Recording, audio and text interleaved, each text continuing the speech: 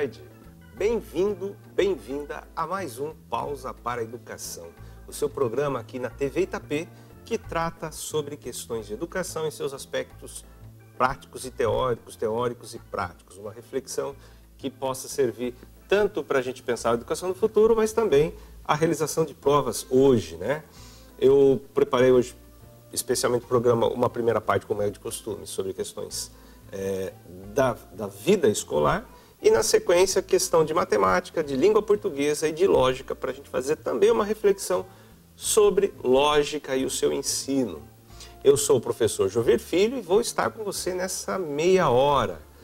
Se você quiser participar, né, nosso programa é ao vivo, você pode mandar pelo e-mail jovir@hotmail.com.br, pode mandar dúvidas, sugestões, críticas, questionamentos relacionados a programas anteriores, a questões que não ficaram bem explicadas, e a gente volta a trabalhar na medida do possível. Ou pelo WhatsApp 997-840955, 997-840955. Vamos já então entrar no que eu trouxe para discutir com vocês hoje, né? Vocês repararam que tem um visual um pouco novo. Cheguei hoje no cabeleireiro, falei, corta só as pontas. Ele não entendeu errado, as pontas foi até embaixo. Então, estou de visual novo nessa sexta-feira para discutir educação com vocês. E o que eu quero discutir? Sobre valores morais. Constantemente vem a discussão dos problemas no uso de internet, das brigas ou das discussões, dos debates, ou as novas coisas que acontecem em nosso mundo. Será que o que vem acontecendo, esse estado que a gente pensa que é um estado de violência generalizada, ele nunca existiu? Vamos pensar, ainda que brevemente aqui nessa meia hora, como que nós podemos avaliar a questão dos valores morais. A violência, ela nasce quando alguma coisa está errada na relação interpessoal.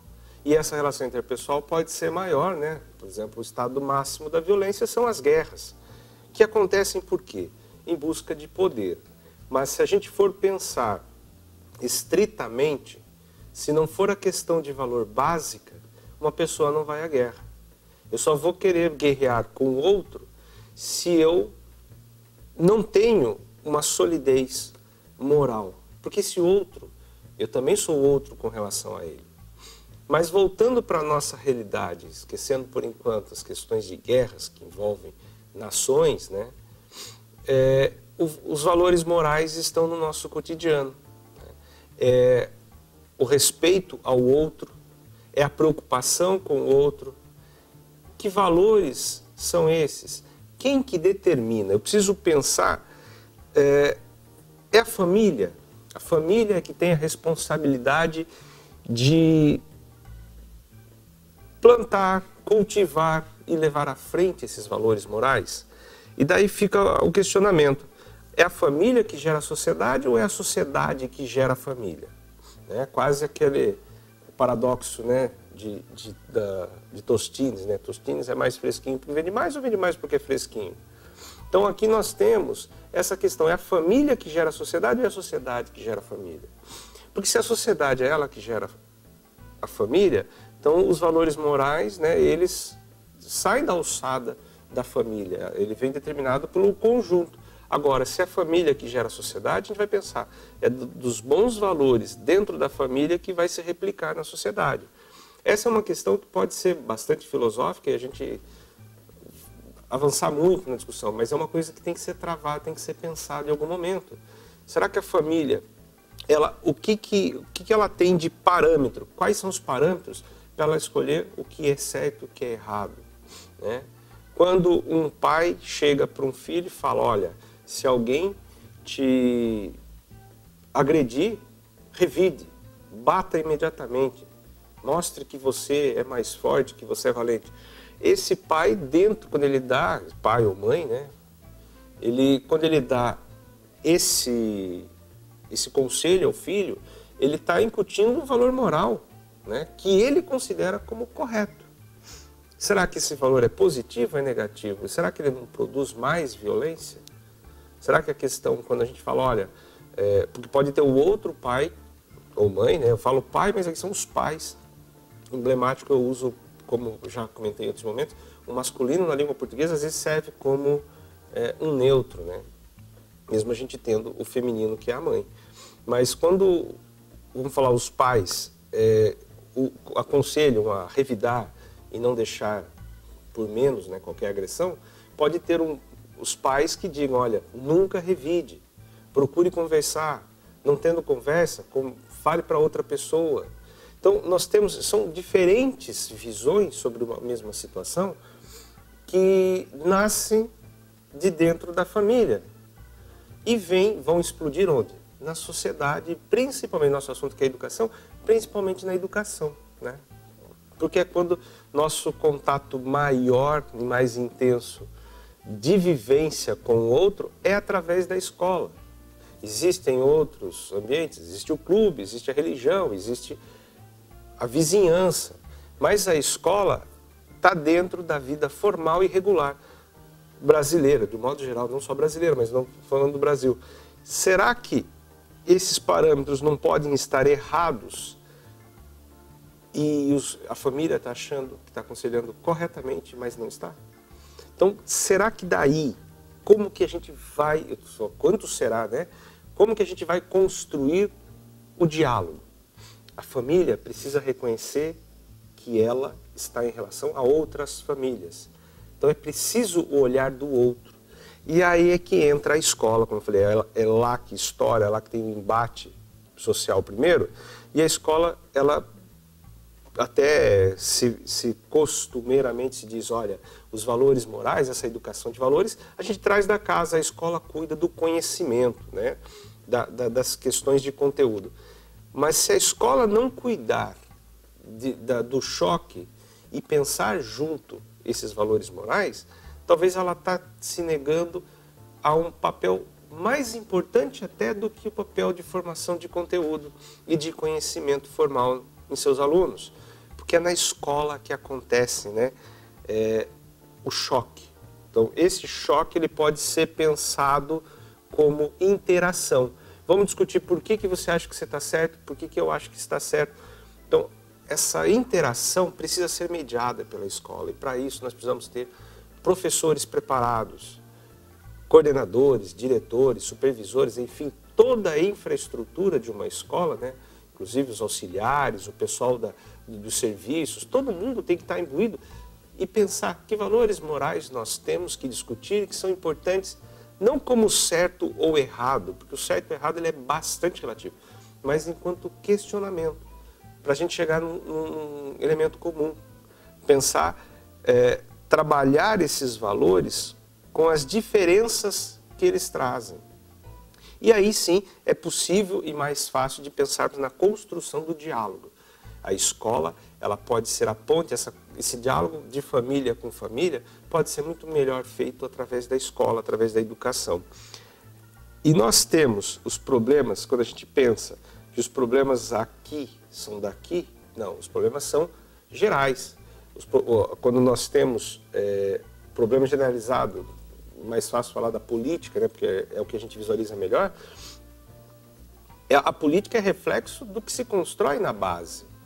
Que pessoa eu vou ser? Então, os políticos foram criança, né? Qualquer pessoa, né, vai ter esse acesso. E como que vai levar à frente? Vai levar uma preocupação com o outro ou uma preocupação consigo mesmo? Quando você tem desvio de milhões, bilhões e prejudica, isso causa morte, né? Teve aquele caso recente de condenação no Paraná que se desviou o balão de oxigênio, o reservatório, né, compressor de oxigênio, foi levado para uma festa, né, para ajudar no consumo de bebidas. Enquanto isso, uma pessoa morria no hospital, porque só tinha um na cidade. Então, que valor moral existe nisso? Então, ou a gente pensa junto e reconhece que tem que ser a escola a trabalhar e pensar nesse algo maior, ou a gente sucumbe. Vou dar um último exemplo só para a gente ficar como reflexão. A escola, o Estado tem um programa agora que se chama Escola Integral, em que ele visa, ele melhora as condições para o professor e o professor fica situado apenas em uma escola, mas durante a manhã e a tarde. E ele é levado, ele é aconselhado e levado a almoçar, inclusive, com os alunos, para que ele vivencie. Então ele tem um alcance na vida, na formação humana desses alunos muito maior. E nós temos uma escola aqui em Itapetininga que está quase zerando a incidência de gravidez na adolescência. Graças a quê? A um papel que a escola está exercendo de instrução para além do conteúdo, para a formação de valores, para que a menina, principalmente, ela se respeite, para que os meninos respeitem as meninas. Então, basta pouca informação, a gente já muda muito a sociedade. Então, é possível a gente pensar e a gente precisa pensar juntos. Voltarei em outro momento a esse assunto com coisas mais pontuais, mas fica aí para a gente pensar. Eu vou fazer uma breve pausa, não saia daí que eu volto já com as questões para discutir com vocês. Até!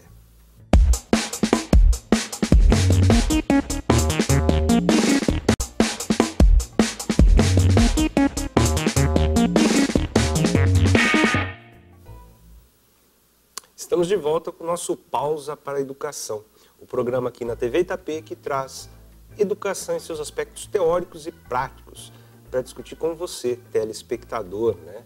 Você que é estudante, você que é profissional da educação ou você que tem alguma preocupação com a educação. Essa é a nossa pausa para pensarmos juntos.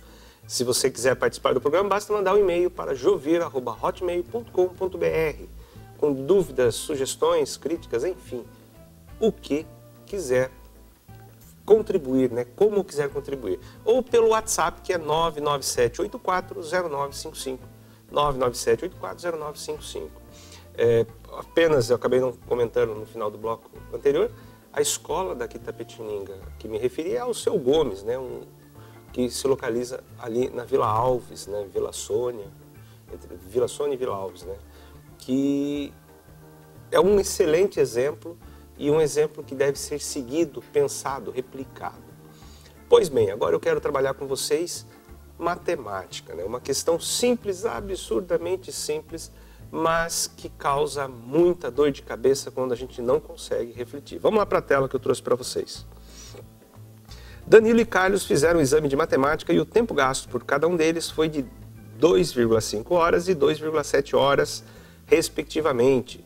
O tempo em minutos que Carlos levou a mais do que Danilo para resolver esse exame foi: alternativa A é 10, a B é 12, a 15, a C é 15, a D é 18 e a E é 20.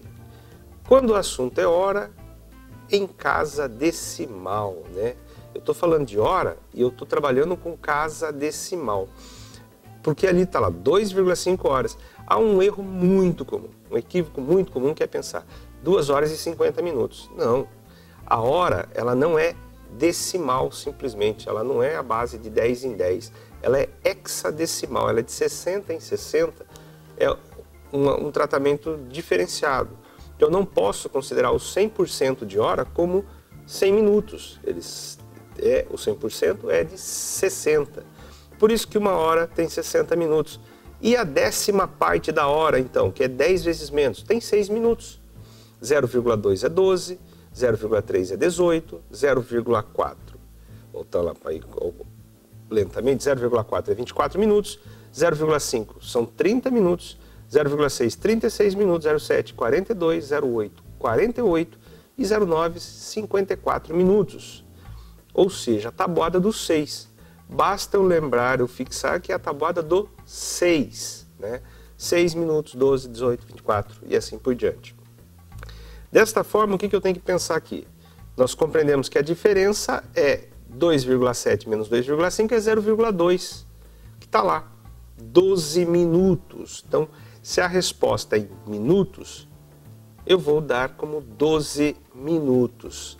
Vejam que é uma questão simples, absurdamente simples, porém que pode me levar a erro, porque eu tenho lá 0,7 menos 0,5, que daria 0,2, eu poderia pensar, são 20 minutos, e marco feliz, né?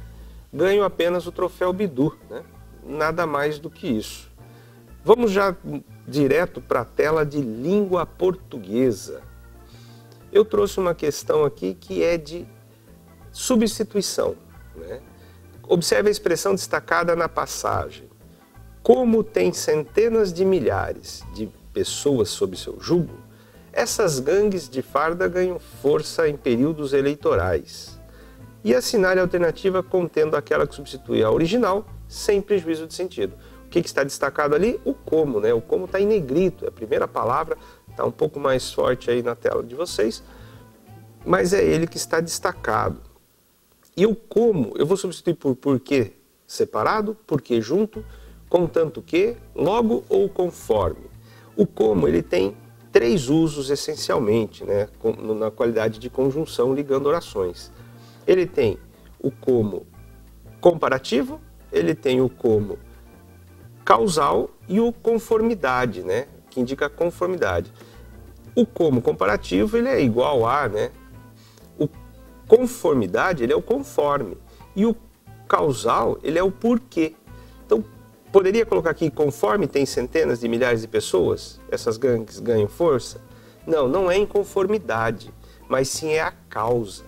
Porque tem centenas de milhares de pessoas sob seu jugo, essas gangues de farda ganham força em períodos eleitorais. Ficaria mais fácil se eu invertesse, né? Porque a causa, quando eu coloco a depois, fica mais fácil de visualizar. Essas gangues de farda ganham força em períodos eleitorais porque tem centenas de milhares de pessoas sob seu jugo. Então, alternativa B. B. Mais uma questão de língua portuguesa. Vejamos.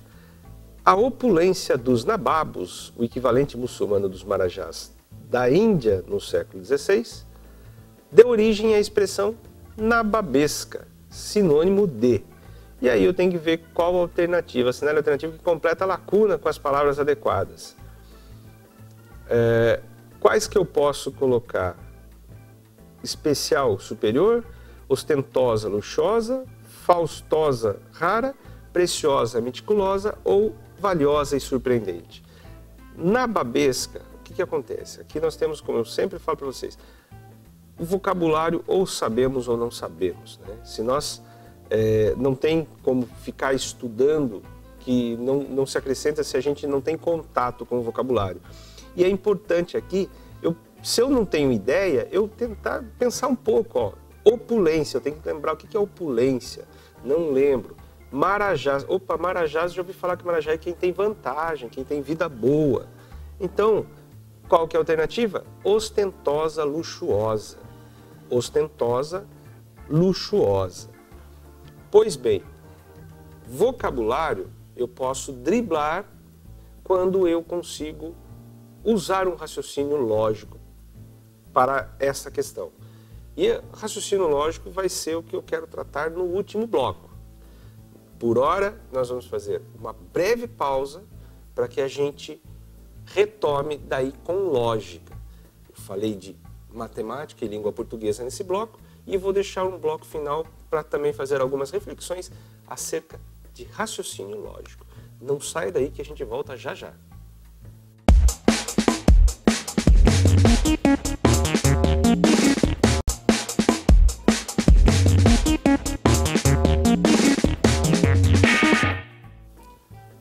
Estamos de volta para esse nosso último bloco aqui no Pausa para a Educação desta semana.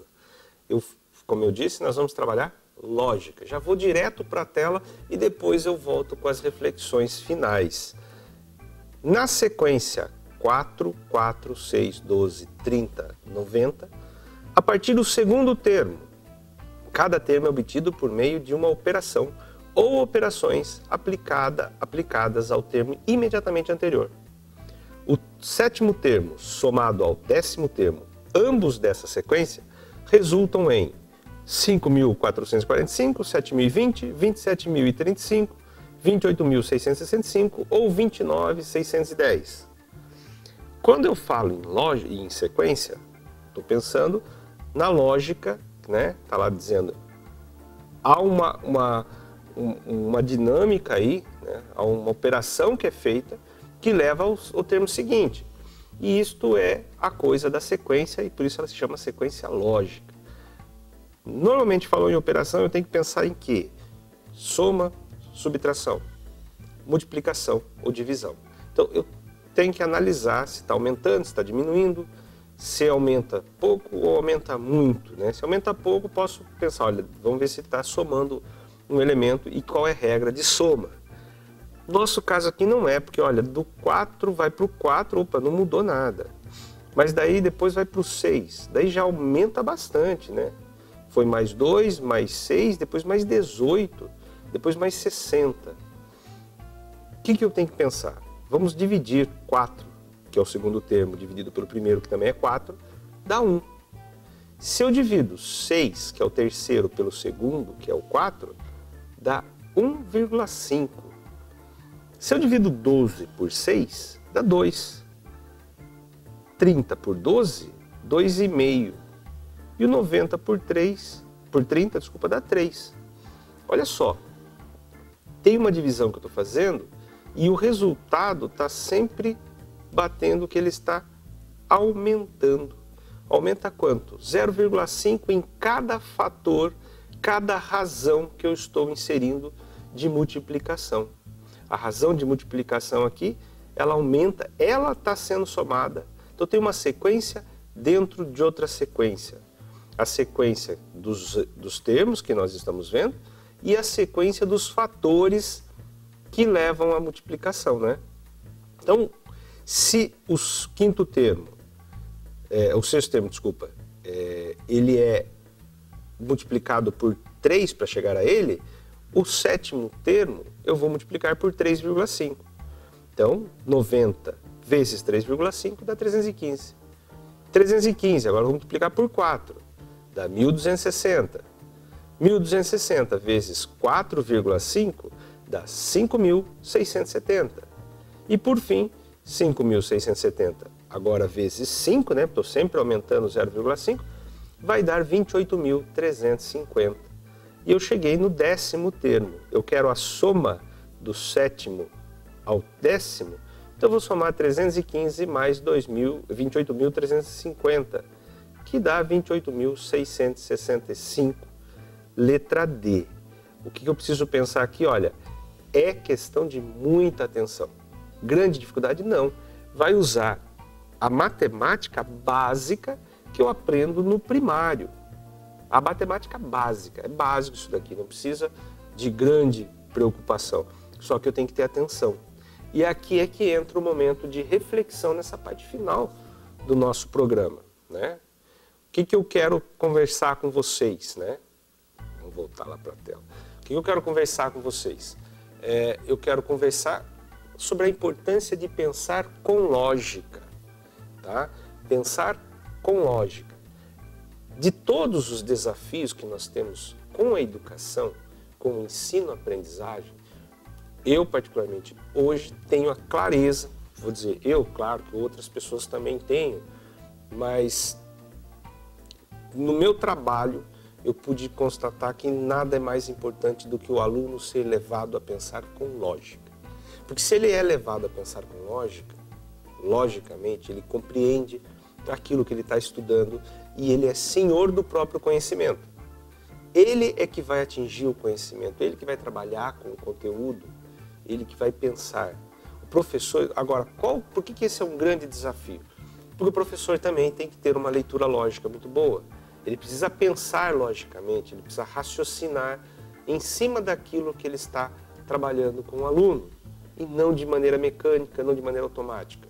Já tenho reiterado várias vezes que não estamos mais no tempo em que a memória é o mais importante, nós estamos no tempo em que pensar sobre as informações é mais importante, porque para obtê-la nunca foi tão fácil quanto em nosso tempo atual. Basta eu entrar num site, né, através de um celular, através de um tablet, através de um computador, de um notebook, que eu tenho a informação, às vezes até muito mais completa do que um livro possa estar me oferecendo.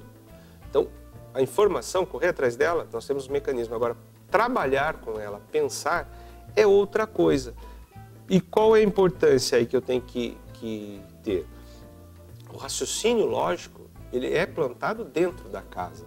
Piaget, dos primeiros estudos que ele faz reflexão sobre, ele está avaliando no interior da sua própria casa, o que acontece na sua casa com os seus filhos, com as crianças, qual o raciocínio lógico que ela tem com a linguagem, com a matemática, né, com a linguagem da língua materna ou a linguagem matemática, vamos dizer assim.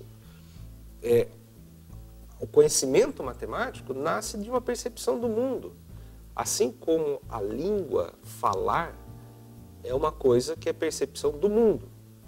Por isso, quando a gente... E olha só, é uma coisa complicada, até o que eu possa estar dizendo nesse momento. Por quê? Porque mexe com muita crença de muita pessoa. Mas quando a gente fala com um recém-nascido, olha o Cacá, olha o Uau Uau, eu estou reduzindo a capacidade expressiva dessa criança. Eu penso que eu estou facilitando, mas eu estou facilitando para mim a comunicação com ela. Porque a criança, se você vai apresentar, olha o cavalo, né? Olha o cachorro, eu estou apresentando para ela a compreensão do nome, né, que ela vai usar depois. Porque ela não vai passar a vida inteira, nossa, eu quero um Uau Uau para mim. Imagina nós adultos falando Uau Uau, Cacá, né? Cocoricó. Enquanto é lúdico, funciona muito bem. Mas a criança, ela precisa formar a ideia.